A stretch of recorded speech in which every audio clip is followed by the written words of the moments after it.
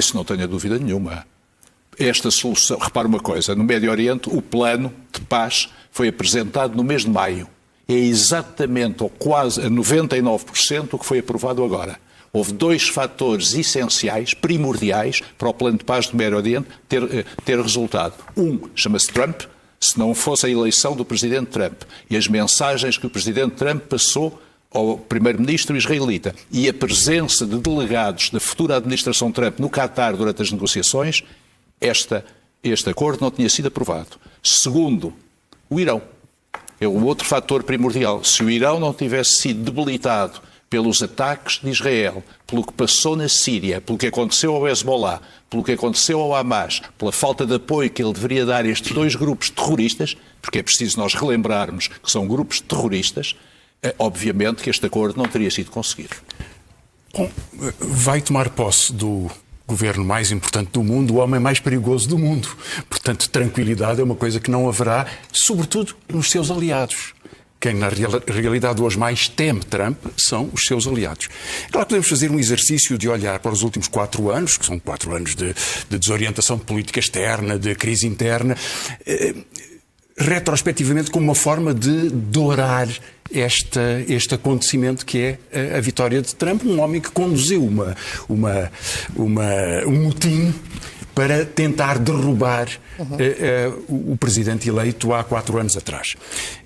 Enfim, todo o relativismo é possível, mas eu creio que há nas direitas uma condescendência perante o caso mais gritante numa grande democracia, encontra cada vez mais. Trump agora passou a ser um menino de ouro. Trump chega à presidência escolhendo uma equipa que se destacou por uma espécie de lumpenburguesia. O escolhido para Ministro da Justiça afastou-se por ser investigado em acusações de pedofilia, consumo de droga, pagamento de sexo, enfim, tudo o que podemos encontrar na galeria de horrores daquele país. Temos na Ministra da Educação uma empresária de wrestling. Temos pessoas que são escolhidas por serem pivôs da Fox News. Todos os critérios são os mais absurdos, exceto um. São os 3, na verdade, Elon Musk que entra no governo e o apoio desta constelação de ultramilionários. Se não houvesse esse interesse, não estavam lá. O Elon Musk está lá porque consegue obter financiamentos essenciais para o seu projeto, colonização de Marte, para o desenvolvimento das tecnologias que são a base do seu desenvolvimento económico, eventualmente também que lhe dá algum poder para controlar a tensão com a China, visto que uma grande parte da Tesla é produzida na China, ele tem o menor interesse possível para este conflito. E com a Europa no tema da relação? Com a Europa também. Para afastar os seus concorrentes. Aí pode haver uma contradição, porque o protecionismo que Trump quer impor nos Estados Unidos choca com aquilo que são os negócios desses senhores, que são negócios globais. Quer dizer que eles não possam utilizar esse protecionismo para afastar alguns dos seus concorrentes. Agora, repare, a dimensão destas empresas, há um processo tal de concentração de capital nos últimos anos, que faz com que as 7 principais empresas de tecnologia de comunicação e informação dos Estados Unidos, só essas 7 empresas, tenham um valor de capital que é maior do que o valor somado de todas as empresas das bolsas da Inglaterra, da Alemanha, do Japão e do Canadá, todas juntas. Portanto, nós estamos perante uma dimensão de poder económico e, portanto, poder de influência, até porque o poder económico é a produção de um produto Isso nunca especial. aconteceu. Há uma diferença também. É que o produto que dá valor a estas empresas é a vida das pessoas. Nós consumimos a nós próprios. Não estamos a falar de petróleo, não estamos a falar de informação. Estamos a falar de redes de informação. A Cambridge Analytica é uma brincadeira comparado com a dimensão de que estas redes têm. E por isso é muito significativo o artigo do Thiel, por exemplo, no Financial Times, ou o discurso do Zuckerberg, para explicar que a partir de agora é como a tomada da Bastilha. Acabou a antiga aristocracia. Acabaram os que se opõem à liberdade da internet e para nós fazemos tudo o que queremos. Ou seja, a emocionalização total é a possibilidade de redes serem aquilo que já começam a ser, que é a conformação de um ser humano novo. Esse discurso, por exemplo, nem o Trump, nem nenhum político faz aquilo que promete na campanha eleitoral em qualquer geografia do mundo. Ficámos a saber da conversa até agora que o problema não são essas companhias estarem ao lado de Trump. O problema é essas companhias terem saído do guarda-chuva do Partido Democrata para se aliarem e abrigarem debaixo do guarda-chuva do Partido Republicano. Não é comparável o peso que têm, quer dizer. O Sr. Musk vai ficar responsável pela reforma do Estado. Foi o que eu ouvi em volta desta mesa, o mercado a funcionar. Claro, se não acreditamos no mercado, não acreditamos nisto, passaram do Partido Democrata para o Partido Republicano.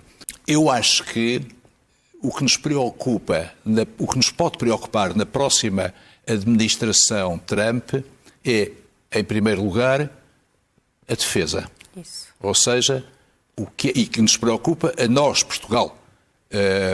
Nós não nos podemos esquecer que a nossa defesa e a nossa segurança depende da NATO. Sim. E a NATO depende dos Estados Unidos. E isso significa... Mas sente que a Europa se está a preparar para isso? Está preparada para esse embate? Tem que se preparar. Repara uma coisa, tem que se preparar e para se preparar tem que gastar dinheiro.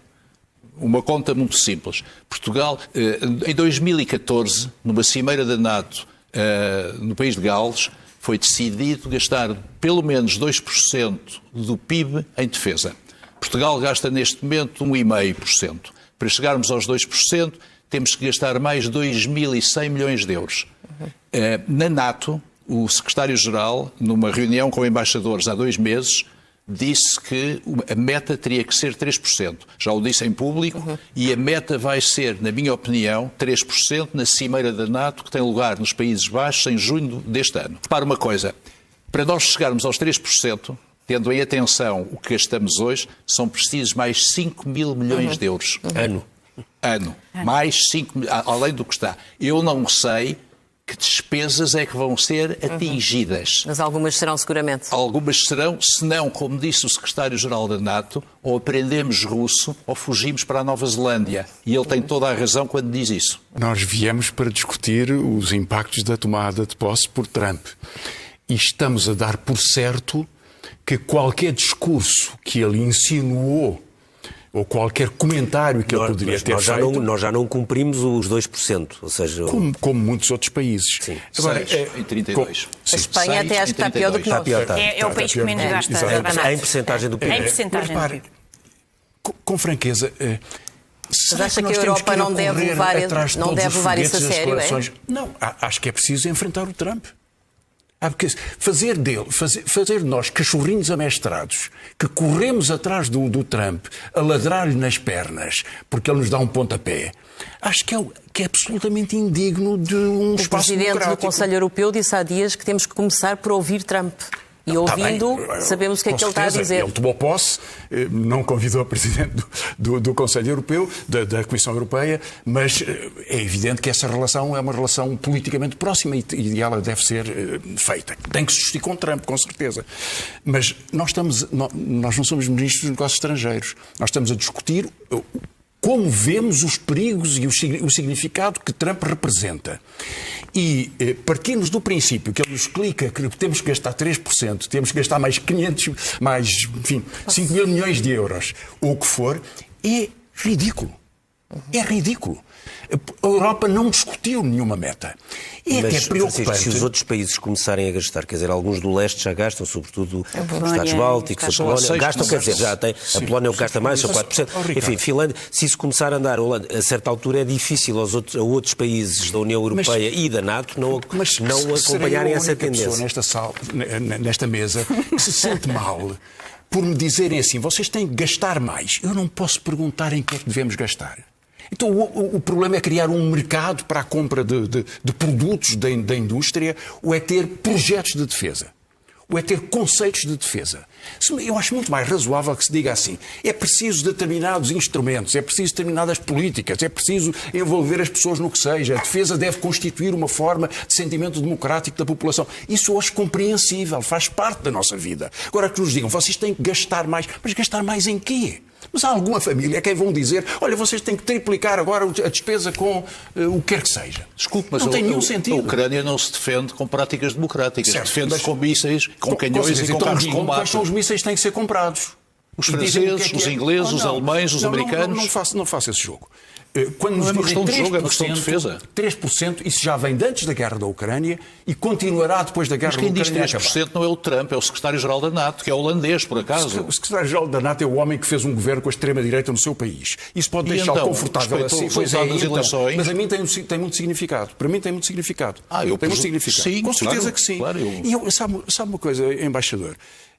Quando estamos a discutir o que é que significa o Trump, eu até gostava de perguntar, particularmente no caso das suas intervenções, mas diga-me qualquer coisa de cívico. Não há nada na tomada de posse do Trump que o preocupe. Não há nada neste novo mundo que lhe diga que isto não é a nossa democracia, que isto não é a nossa vida. E a política externa, nenhum de nós em volta desta mesa, a não ser o seu caso, nós não votamos nos Estados Unidos. Em política externa... Nós temos que aceitar o resultado... Pois já percebi que aceito até com uma proximidade que se compreende. Com uma proximidade, não. Eu não tenho uma análise trotskista, se não se importa. Não, meu caro amigo. O Trump é que mandou uma multidão atacar o Capitólio. Lembra-se disso? O Trump mandou uma multidão atacar o Capitólio. Enforquem o Spence, o vice-presidente. Isso ele nunca Lembra-se disse. disso? Isso ele nunca disse. E não mandou a multidão foi lá. Ele fez um discurso e não foi condenado por causa disso. Faltava chegarmos à conclusão em que um ex-ministro dos Negócios Estrangeiros de Portugal vem concluir que o Trump não tem responsabilidade no ataque ao Capitólio. Eu não sei se ele tem, os tribunais americanos não o disseram. Pois claro que não sabe. Os tribunais americanos condenaram. Vamos ter que ir ao fim do programa mesmo, porque chegou ao fim do programa.